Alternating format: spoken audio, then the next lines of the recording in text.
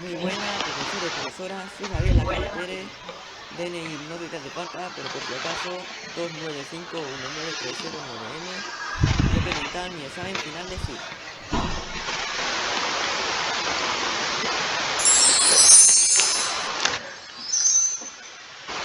Pregunta 1.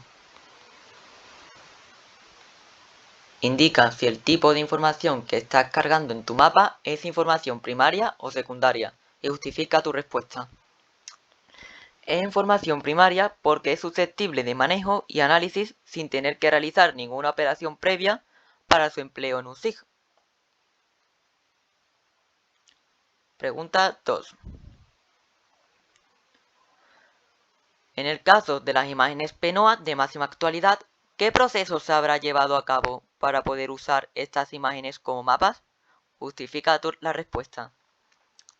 Pues en primer lugar se ha utilizado la ortorrectificación, la cual proporciona una mayor exactitud entre los píxeles y las coordenadas reales del terreno, pero a cambio puede generar distorsiones en la altitud si esta no ha sido corregida previamente. Posteriormente se ha utilizado un ajuste visual, el típico clásico que utiliza cualquier persona para mejorar su foto antes de subirla a Instagram, y esto se ha utilizado para obtener más nitidez en la fotografía. Y finalmente se ha sacado algunos patrones mediante análisis y se ha modificado para obtener más información. Pregunta 3.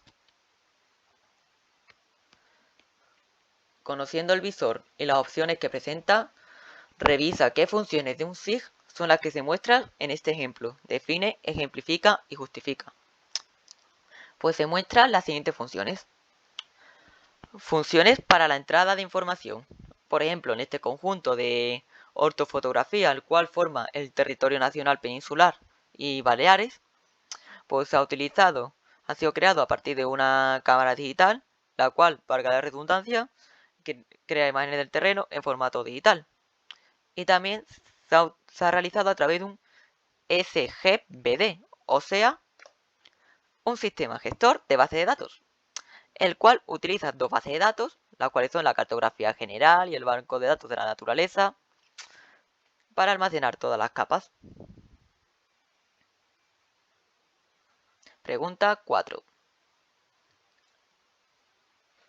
Justifica cuáles son las unidades espaciales mínimas que se utilizan en esta variable, explica y ejemplifica con la información del visor. Para abordar la respuesta, elige una unidad de erosión y estúdiala para preparar bien la respuesta. Pues estamos ante un sistema vectorial, porque además de que curiosamente los metadatos estaba expresado, como se ve aquí, pues cuando, ¿vale? Antes tengo que decir que esto no es la válvula tricúspide del corazón, esto es una imagen de la capa de erosión, la cual es vectorial, ampliada al máximo, en la cual se ve que sigue manteniendo líneas y polígonos. A diferencia, por ejemplo, de la capa pendiente, que no es tan bonita ampliarla mucho para ver que está formada por píxeles.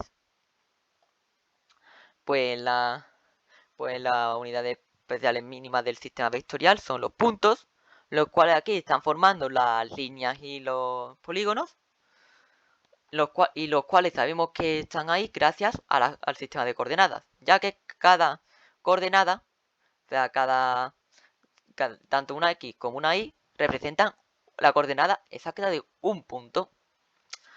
También están las líneas, que se encargan simplemente de delimitar los polígonos, como por ejemplo estas, no indican en este caso nada de información, ya que precisamente la información está en la tercera unidad espacial mínima, que es el polígono, que evidentemente su función es esa. Pregunta 5. Justifica y razona el o los tipos de variables visuales empleadas en esta composición.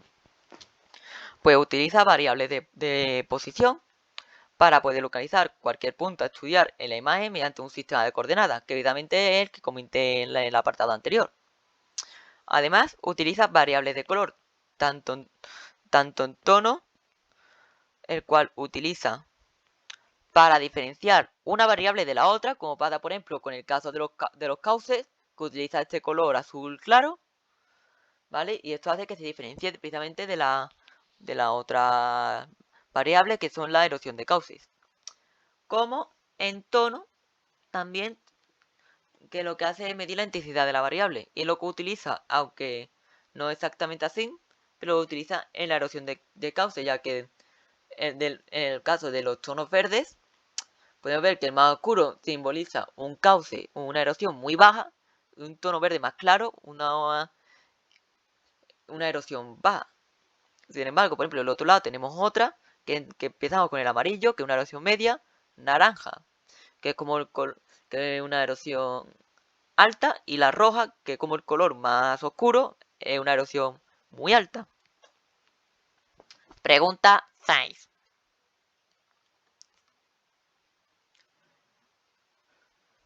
Justifica y razona cuáles son las propiedades básicas, asociativa, selectiva, ordenada, cuantitativa, de las dos variables que se presentan en esta composición. Para trabajar para la capa de hidrografía presenta dos variables. Tenemos la asociativa, la cual se refiere al tamaño del polígono. Vamos a coger, por ejemplo, este polígono de aquí, que aquí vemos que limita con el Duero.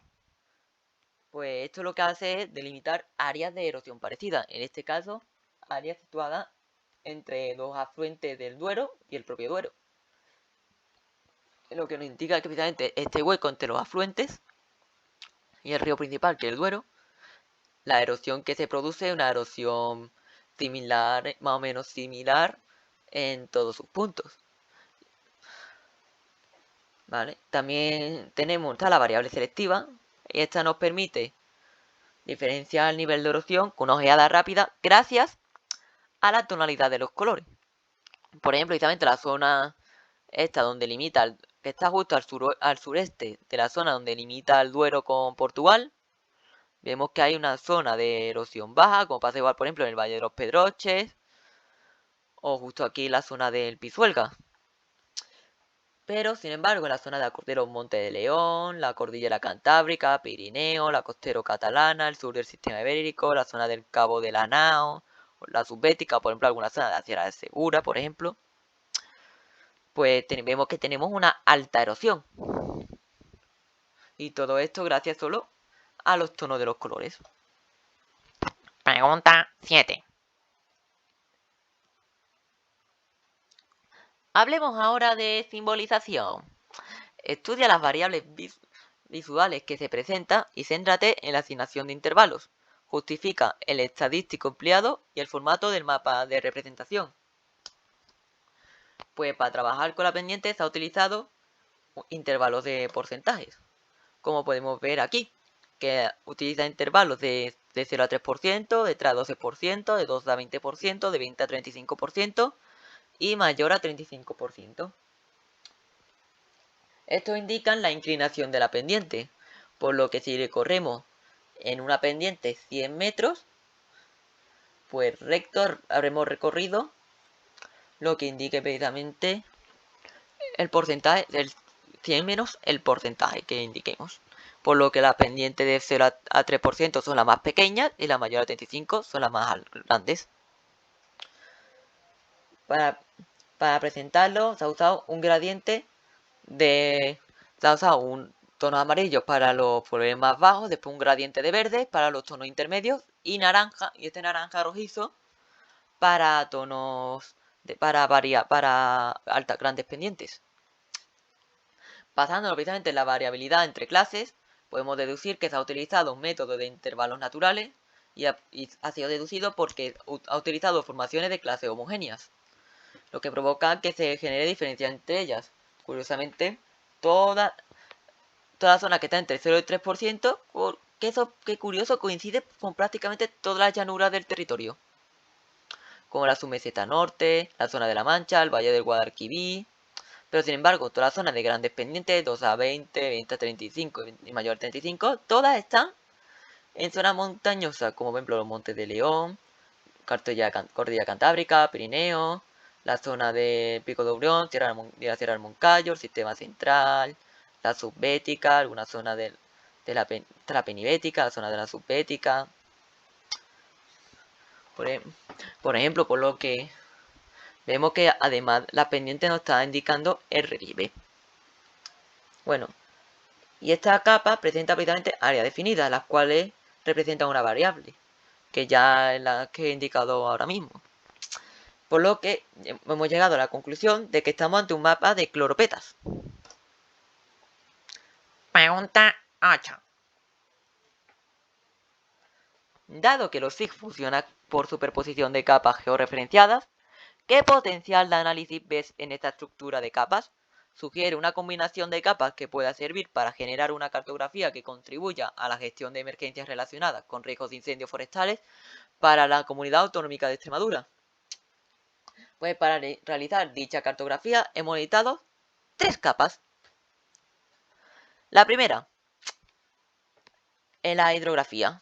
Esto nos sirve para visualizar la cercanía a fuentes de agua, que en este caso son los ríos y los embalses. ¿Vale? Las zonas donde haya si el incendio se produce en una zona con una fuente de agua cercana, van a tardar menos en recargar debido a la cercanía, precisamente a la fuente de agua, por lo que el incendio se va a apagar más rápido. Segunda, pendiente. La pendiente es que lo que pasa es que a partir de un porcentaje que más o menos está a partir de del verde mediano para abajo, no pueden acceder vehículos terrestres, por lo que a partir de esa zona solo pueden ir los vehículos aéreos, los cuales le cuestan más, son capaces de con una pasada apagar una gran extensión, al final le cuesta más porque es demasiado inespecífico, por lo que en la zona mayor pendiente hay más riesgo. Y por último tenemos el mapa forestal. ¿Por qué? Porque las zonas donde haya mayor conjunto de plantas superiores, sobre todo plantas superiores, hay más riesgo de incendios, ya que estas actúan como combustible del fuego. Bueno, hasta aquí el examen. Espero que haya gustado y sin más dilación me despido. Bye.